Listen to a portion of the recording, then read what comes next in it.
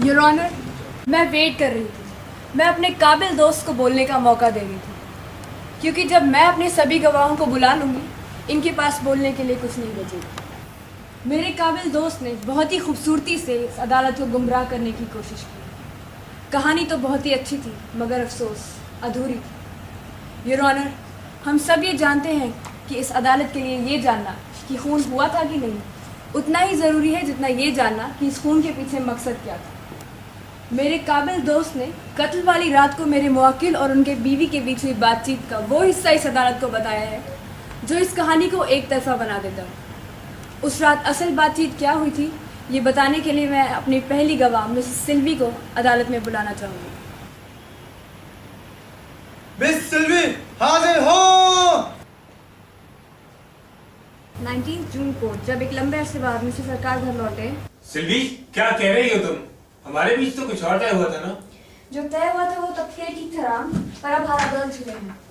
मैं तुमसे अभी तलाक चाहती हूँ और कुछ नहीं। तुम इन डॉक्यूमेंट्स पर साइन कर लो। मैं चाहती हूँ मैं इसी वीक में प्रेम से शादी कर लूँ। अगर तुम्हें तलाक देना ही होता तो 3 साल पहले ही दे दिया होता, जब मुझे शांति से प्यार हुआ था। पर हम दोनों ने आपस में डिसाइड किया था कि हम अपनी बेटी की शादी के बाद ही तलाक देंगे, क्योंकि तुम भी जानती हो वरना कितनी कॉम्प्लिकेशंस आ सकती है।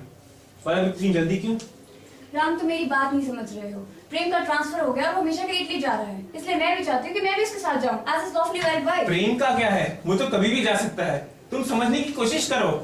अगर तुम ऐसा करोगे तो हमारी बेटी की जिंदगी में ग्रहण लग जाएगा। राम प्लीज, बोरिंग सोप वगैरह वाली बातें मत करो। मैं अपनी लाइफ फ्रीली जीती हूँ और अगर हमारी बेटी की शादी होनी होगी तो हो जाएगी।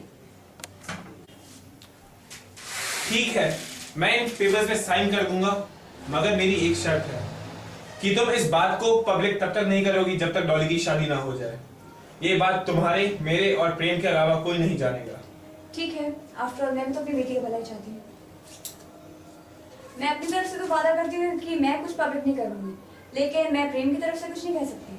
प्रेम को तो मैं देख लूंगा। ये बोलकर राम चला गया। तो इसका मतलब वो सब कुछ जानते थे और उन्हें डिवोर्स देने में कोई आपत्ति नहीं थी। जी योर ऑनर, इस बात से साफ जाहिर होता है कि मेरे मुवक्किल उस रात मरहूम के घर सिर्फ ये बताने गए थे कि वो मिस सिल्वी को डिवोर्स दे चुके हैं। अदालत की इजाज़त से मैं अपने दूसरे गवाह को बुलाना चाहूँगी। ये गवाह एक ऐसे शख्स हैं जो इस पूरी वारदात के चश्मदीद गवाह हैं। मिस्टर चड्ढा, आप अदालत को बताइए आप कौन हैं और आप क्या करते हैं। जज साहब, मैं एक साइंटिस्ट और इंडियन साइंस एसोसिएशन का अध्यक्ष हूँ। मैं एस्ट्रोनॉमी, स्टार्स और स्पेस में अपनी रुचि रखता हूँ। मेरा घर लेट मिस्टर प्रेम आहूजा के घर के सामने वाले बिल्डिंग में है। 19 जून की रात 10 से 10:30 बजे के बीच आप क्या कर रहे थे? मैं वही कर रहा था जो मैं हर रात इस वक्त के दौरान कर रहा होता हूँ। मैं अपने स्टार चार्ट्स कंप्लीट कर रहा था। स्टार चार्ज कंप्लीट कर रहे थे मतलब? स्टार चार्ट्स कंप्लीट करना मतलब मैं मेरी बालकनी में 4 अलग अलग हाई पावर्ड वीडियो रिकॉर्डिंग और state of the art telescopes हैं, जिसके थ्रू मैं हर रात प्लैनेट्स, स्टार्स और मून की पोजीशन देखकर उन्हें अपने इस चार्ट शीट में फिल करता हूँ। इससे मुझे और मेरी टीम को स्पेस के बारे में बेहतर जानकारी मिलती है। उस रात आपने क्या देखा?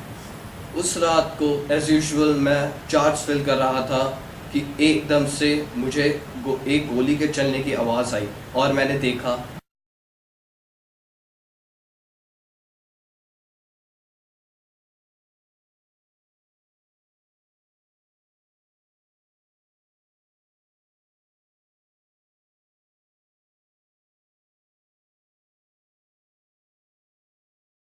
रिकॉर्डिंग जो मिस्टर चड्ढा से मिली है, इन्हें देखने के बाद किसी के मन में कोई शक नहीं रह जाता कि 19 जून की रात मिस्टर प्रेम आहूजा की मौत सेल्फ डिफेंस में हुई। मैं जज साहब से दरख्वास्त करूंगी कि वो आरोपी को बाइज्जत बरी कर दें और ये साबित कर दें कि आज भी हमारे समाज में इंसाफ का महत्व है।